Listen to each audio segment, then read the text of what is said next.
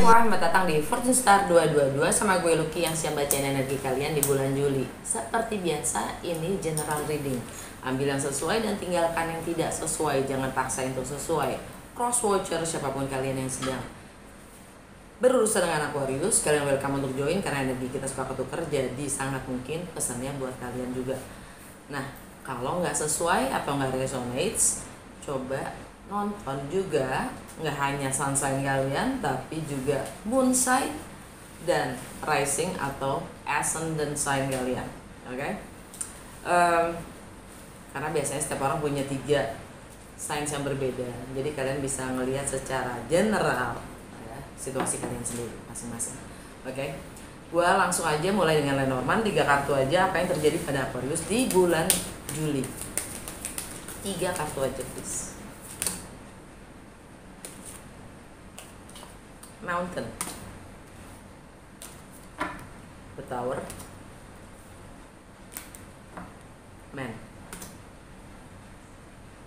Under the Deck, Clouds.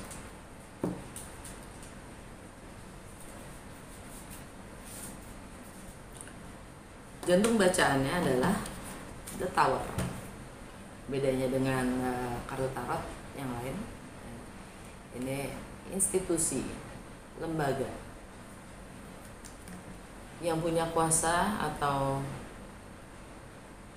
dia memberi peraturan, ya, udah tahu.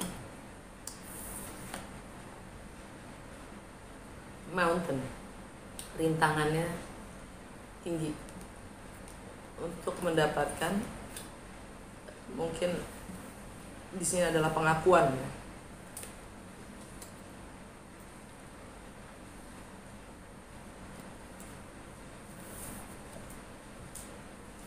Dan tampaknya tindakan apa yang mesti diambil, kalian lagi mikirin itu, tindakan apa yang mesti dilakukan untuk mendapatkan pengakuan atau untuk mengikuti peraturan. Rintangannya kok tinggi amat sih.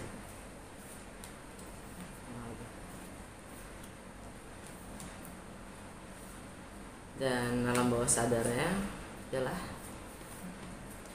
Clouds, nggak jelas, tenang. Di balik awan ada matahari. Ketidakjelasan itu sifatnya sementara. Dan mungkin mengenai dokumen,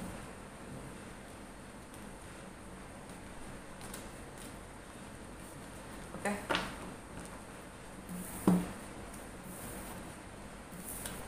Itu aja dari Lenormand. Gue langsung ke Lucky Tarot. Ya. Seperti biasa 12 kartu, 12 rumah astrologi, 12 zodiak ya. Karena gue bacain Aquarius di rumah pertama. Dengan segala perubahan energi planet yang ada di bulan Juli, apa yang Aquarius harus ketahui? Dampak dalam segala aspek kehidupan Aquarius di bulan Juli.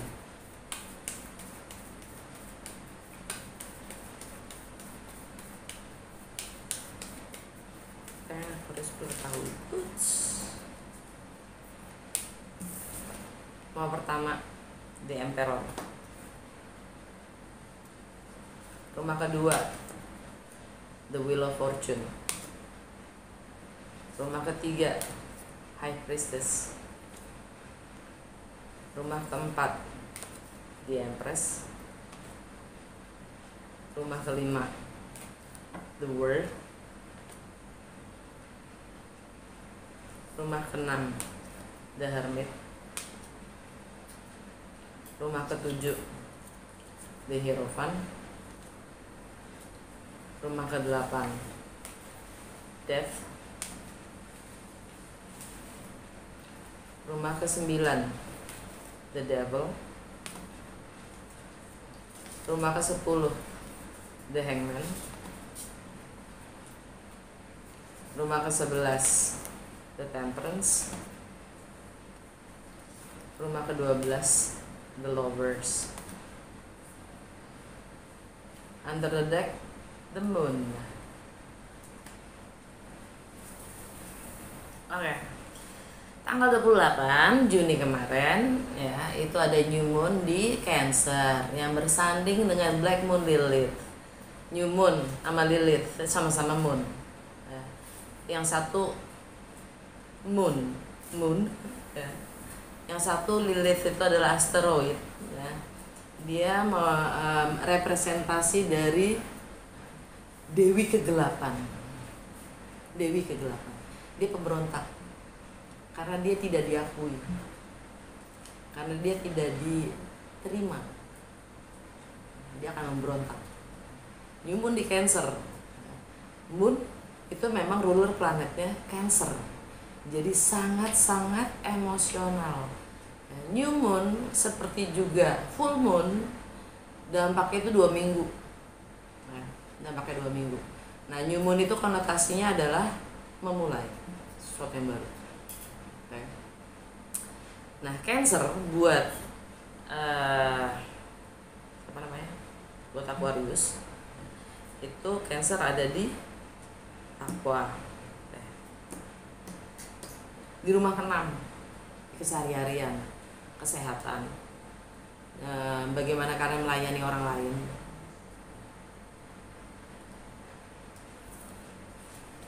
Itu rumahnya Cancer. Jadi kalian ingin memulai kebiasaan-kebiasaan baru mungkin ya, pekerjaan baru mungkin, kalian ingin melayani dengan cara yang berbeda mungkin ya, apapun itu. Kalian di rumah ke-6 dapat The Hermit. Kalian mencoba mencari dalam diri kalian sendiri jawaban-jawaban atau pencerahan-pencerahan. Ini energi Virgo.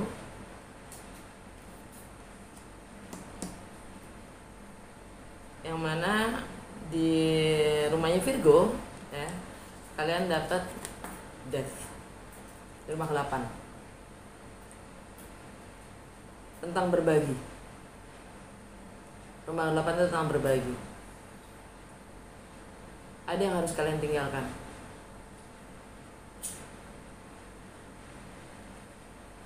Entah cara kalian dalam berbagi hal-hal yang sifatnya milik bersama, atau kalian tidak mau berbagi lagi, entah ya. Yang jelas hal-hal yang sifatnya milik bersama atau dalam kebersamaan. Ini bisa finansial, ini bisa warisan, ini bisa properti, ini bisa juga seks, intimacy ya. Tabu, hal-hal tabu, mistis, power, kontrol, ideologi, finansial. Kalian dapat Death. Ada yang kalian ingin tinggalkan, yang sudah tidak sesuai lagi kalian akan tinggalkan ya. Itu menuju kebebasan yang memang selaras buat kalian ya. Ini energinya Pluto ada di Capricorn. Capricorn itu ada di rumah ke-12 buat Aquarius. Rumah ke-12 itu untuk hal-hal yang sifatnya spiritual. Karena rumah ke-12 itu untuk hal-hal yang sifatnya tidak terdefinisi. Rumah ke-12 itu alam bawah sadar, karma, ending, closure. Hal-hal yang sifatnya dikucilkan, diasingkan, isolasi, hal-hal kegelapan lah. Dan di rumahnya Capricorn kalian dapat The Lovers. Pilihan-pilihan.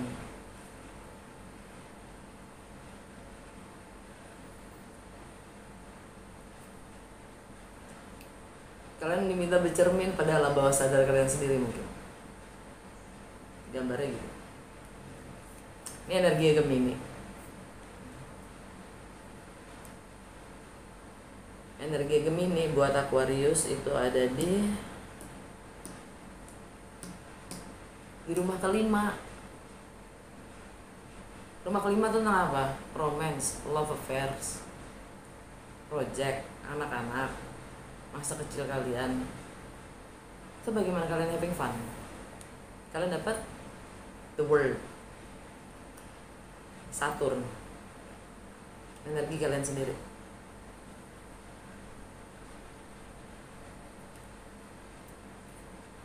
Sesuatu yang sudah komplit. Saturn, karma duniawi. Hal-hal yang membatasi diri kalian sendiri untuk menembus karma spiritual. Di rumah ini energi Aquarius ya. Di rumah kalian bersenang-senang. Di rumahnya Saturn, rumahnya Aquarius, di rumah pertama kalian dapat The Emperor. Kalian tahu kalian punya sikap, kalian punya kendali, punya kuasa akan hidup kalian sendiri dan image kalian sendiri. Kalian sadari penuh itu. Ya, ini energi Aries. Nah, di rumahnya Aries, kalian dapat The High Priestess. Rumahnya Aries di rumah ketiga buat kalian itu rumah persepsi, mindset, komunikasi, silence. Kalian diam. Kalian mencoba mencermati. Ini juga tentang pengalaman, tentang edukasi, wawasan yang kalian dapatkan dari kecil hingga saat ini. Juga tentang local travel, tentang higher learning, tentang komunikasi juga dengan lingkungan terdekat. Kalian diam. Ini energi Pisces. Ini energi Pisces. Ya. Di rumahnya Pisces, di rumah kedua, bagaimana kalian menilai? Tentang nilai, tentang apapun yang berharga buat kalian, tentang bagaimana kalian menghargai diri kalian, mencintai diri kalian sendiri, mengapresiasi diri kalian sendiri, juga menghargai apapun itu. Ya. Kalian dapat Jupiter. The Wheel of Fortune, roda keberuntungan, energi Jupiter. Jupiter memang di Aries juga. Balik lagi ke sini.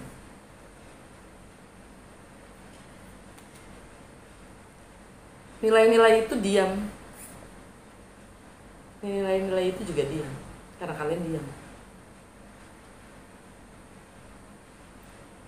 Roda itu gak akan kemana-mana. Kalian diam.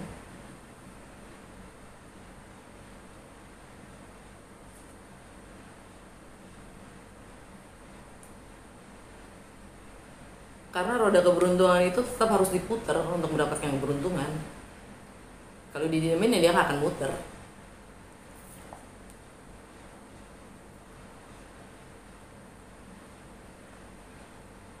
Arahnya kemana?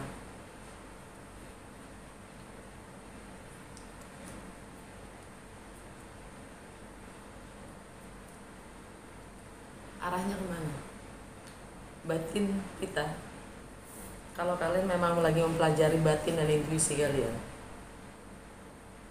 semuanya tergantung pada kalian sendiri. The Emperor. Kalian yang menentukan. Kalian yang punya kendali, kalian yang punya kuasa. Terus tindakannya apa?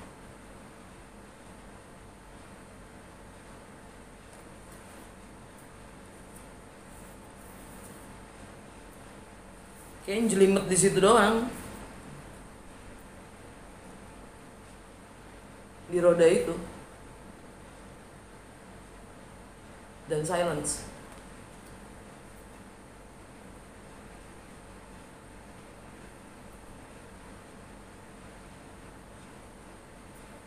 Oke.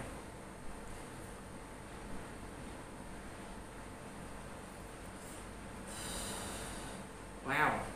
Ini hanya menjelaskan new moon di Cancer. Panjang amat. Anyway, tanggal 5 atau tanggal 4 buat kita mau tanggal 4 ya. Mars masuk ke Taurus, meninggalkan Aries. Meninggalkan diamnya.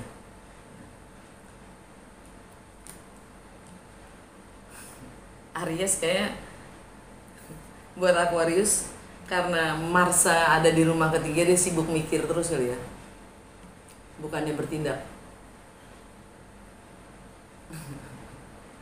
Dan energinya double. Oke. Mars masuk ke Taurus, masuk ke rumah keempat. Rumah keempat tuh home, family, dan tradisi ya, fondasi. sisi emosional dan wanita penting dalam hidup kalian. Okay. The Empress. Di rumah keempat kalian dapat The Empress. Taurus, Mars di Taurus. Mars itu tindakan, sikap. Mars di Taurus itu karakteristiknya adalah dia bertindak, dia punya determinasi yang tinggi. Jangan ketukar sama keras kepala. Soalnya itu tipis. Perbedaannya tipis. Determinasi yang tinggi dan keras kepala itu berangkat dari, bedanya cuma di motivasi sih. Nih ya. Anyway, di rumah Taurus kalian dapat The Empress. Kalian siap melahirkan situasi atau kondisi yang baru. Ini energi Venus. Venus masih di Gemini. Di rumahnya Gemini di mana? Di rumah kelima, Saturn. Rumah Gemini buat kalian itu di hal-hal yang menyenangkan. Bagaimana kalian bersenang-senang, tentang romance, love affairs. Bagaimana kalian mengekspresikan diri. Energinya Saturn, the world, sesuatu yang udah komplit, karma duniawi. Lagi-lagi balik ke The Emperor.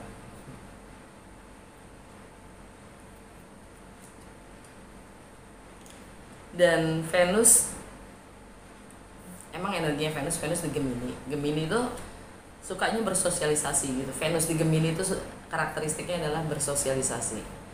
Tapi nanti di pertengahan bulan dia akan pindah ke Cancer. Okay. Anyway, kalian mencoba memulai kalian siap untuk memulai sesuatu yang baru. Mungkin rumah baru, properti baru, ya, juga keluarga baru, fondasi yang baru. Pasti Gemini. Oke, tanggal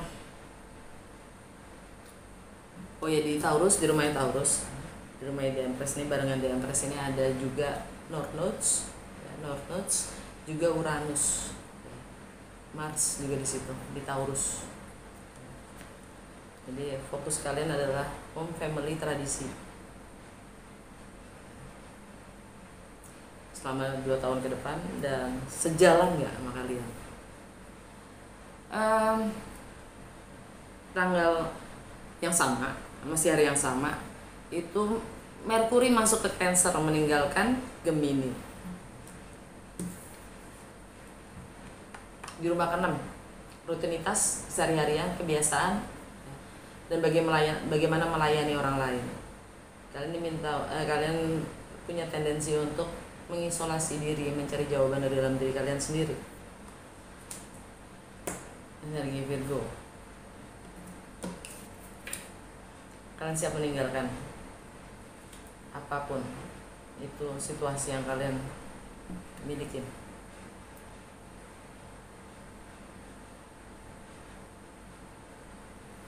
Kalian sudah tidak mau berbagi, tinggalin aja.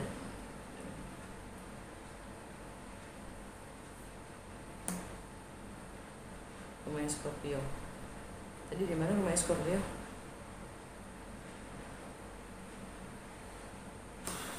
Ini rumah Aquarius, Leo, Virgo, Libra, Scorpio. Hangman. Di rumah ke-10. Death ini juga rumahnya Capricorn, Pluto ada di Capricorn, rumah ke-12, The Lovers. Rumah ke-10, The Hangman, energi Pisces, The Wheel of Fortune. Rumah kedua, bagaimana kalian menilai dan menghargai.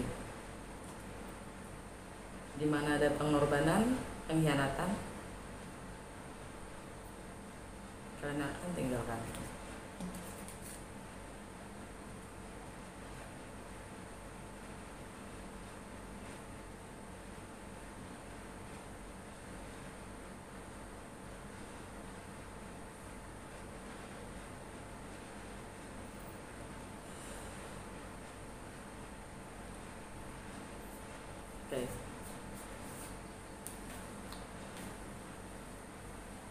Tanggal Oh ya, Merkuri masuk ke Cancer.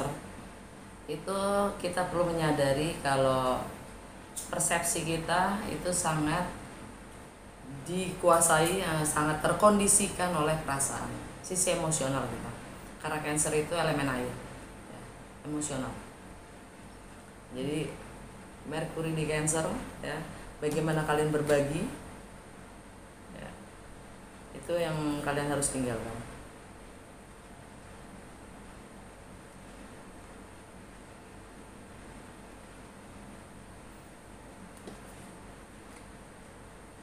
Tanggal 13 full moon di Capricorn. Capricorn buat Aquarius di rumah ke 12. Full moon itu purnama, itu konotasinya adalah ending, closure. Nah, Capricorn buat Aquarius di rumah ke 12 itu hal-hal yang sifatnya beyond, tak terdefinisikan, hal-hal yang bukan materi, tentang karma itu sendiri. Dan kalian dapat the lovers, pilihan, tentang alam bawah sadar kalian.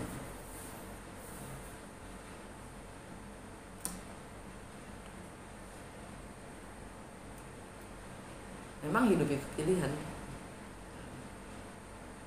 tidak memilih pun juga pilihan. Itu juga sih kok. Tidak terdefinisi, betul, tapi itu mendefinisikan.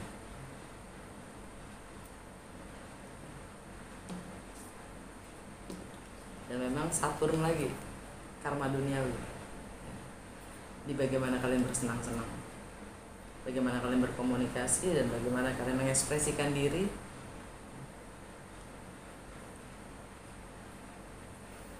Itu pilihan semua.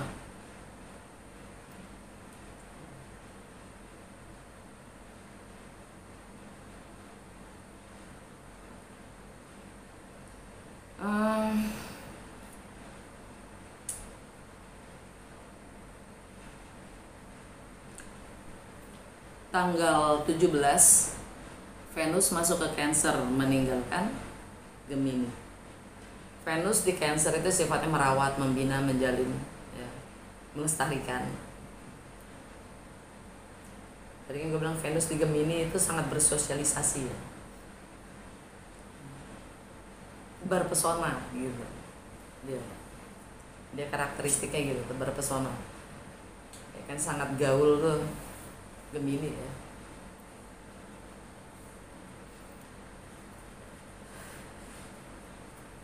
Nah, Venus masuk ke Cancer buat kalian itu lagi ada di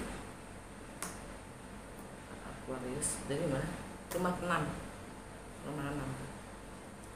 Nah, kalian membangun, membina keseharian, kebiasaan dan kesehatan kalian sendiri. Bagaimana melayani orang lain dengan bercermin ke dalam, dengan mencari,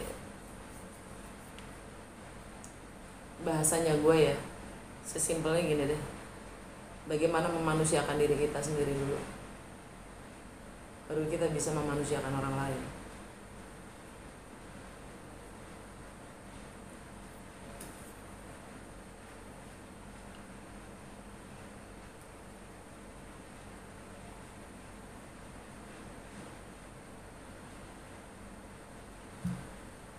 Tanggal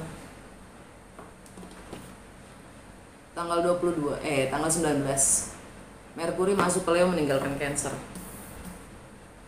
Leo buat Aquarius ada di rumah ke-7, relationship, partnership. Kalian dapat the Hierophant, energi Taurus. Ini komitmen, nilai, tradisi. Dan karena ini energi Taurus, di rumah Taurus ada rumah keempat, home, family, and tradisi. Ini sejalan dengan kalian ingin membangun relationship, partnership, kalian juga ingin membangun rumah, family. Ini sejalan, selaras. Komitmen.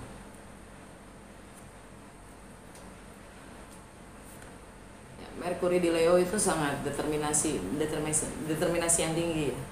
Dia sangat ekspresif juga. Karakteristiknya Merkuri di Leo. Tanggal 22 The Sun masuk ke Leo. Kebenaran itu akan terungkap.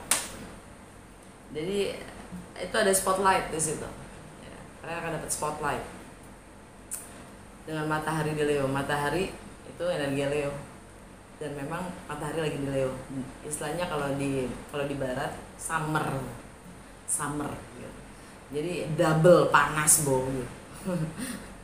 Spotlight dalam relationship dan partnershipnya kalian, dan komitmen kalian sendiri terhadap relationship itu sendiri, bahkan internal juga eksternal. Akhirnya komitmen pada diri kalian sendiri yang pertama.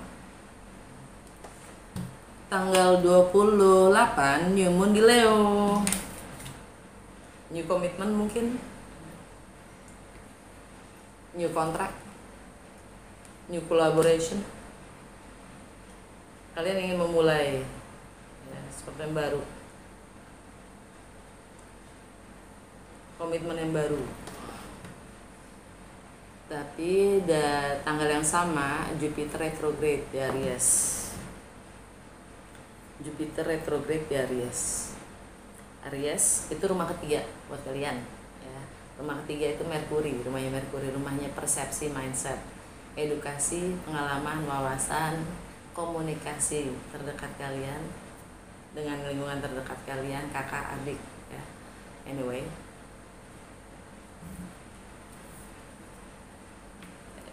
di rumah ketiga itu, di rumahnya Aries itu, di Jupiter yang retrograde itu ya, ada High Priestess. Retrograde itu merevaluasi segalanya ya. Dan Jupiter lagi-lagi, Jupiter itu karma spiritual. Jupiter itu bagaimana kita melampaui batasan-batasan diri kita sendiri. High Priestess, the Wheel of Fortune. High Priestess energi Pisces. Di rumahnya Pisces ada energi Jupiter. Ada the Wheel of Fortune, roda keberuntungan. Balik lagi di sini. Oke. Kembali lagi ke pemahaman kalian sendiri. Mungkin kalian hanya diam mencermati. Bagaimana kalian bisa menembus batas-batas itu yang kalian buat sendiri, batas-batas itu secara kalian tidak sadari, karena di situ ada karma spiritual, planet keberuntungan, berkah spiritualnya gitu, karma spiritual. Karena yang membatasi itu adalah karma duniawi biasanya, entah itu image ya, entah itu citra, entah itu memang ya semua hal yang sifatnya duniawian ya. Termasuk rasa kemanusiaan ya. Itu keduniawian.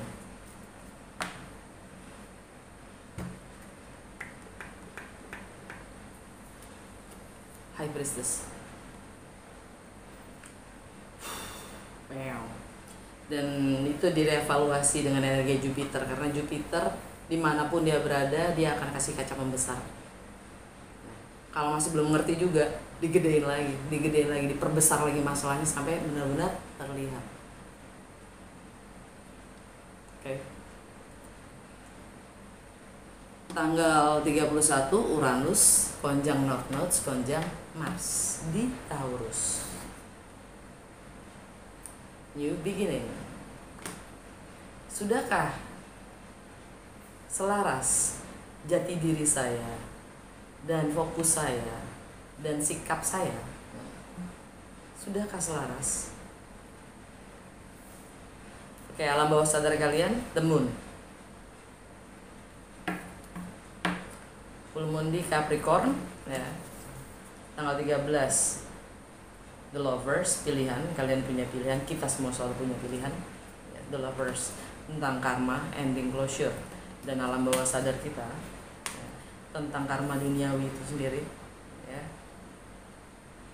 Bagaimana kita memperlakukan itu, mungkin masa kecil kita, jiwa kanak-kanakan kita, atau anak-anak, atau romance, love affairs.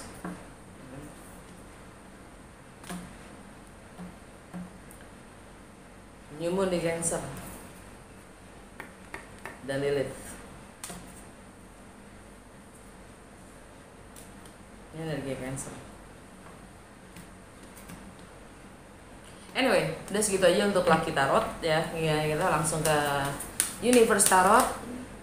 Petunjuk apa untuk Aquarius di bulan Juli? Satu kartu aja, please.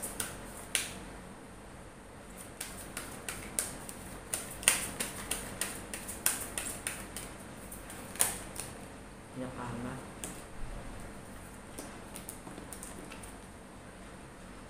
I am the loving energy of the universe. My vibes speak louder than my words. Saya adalah energi cinta dari semesta. Dan frekuensi saya bicara lebih besar, bicara lebih besar, lebih keras dibanding kata-kata.